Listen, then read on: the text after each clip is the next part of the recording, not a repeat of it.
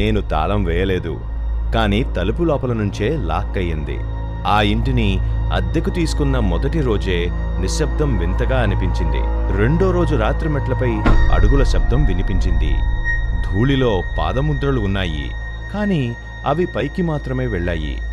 యజమాని ఒక్క మాట చెప్పాడు, ఆ గదిని ఓపెన్ చేయకండి. ఒక రాత్రి 1 గంటకి టక్ టక్ టక్ ఆ గది తలుపు లోపల నుంచి తట్టింది. నేను చెవి పెట్టాను. లోపల ఎవరో ఊపిరి తీసుకుంటున్నారు. ధైర్యం చేసి తలుపు తెరిచాను. ఖాళీ గది మధ్యలో ఒక కుర్చీ. ఆ కుర్చీ నా వైపు తిరిగి ఉంది.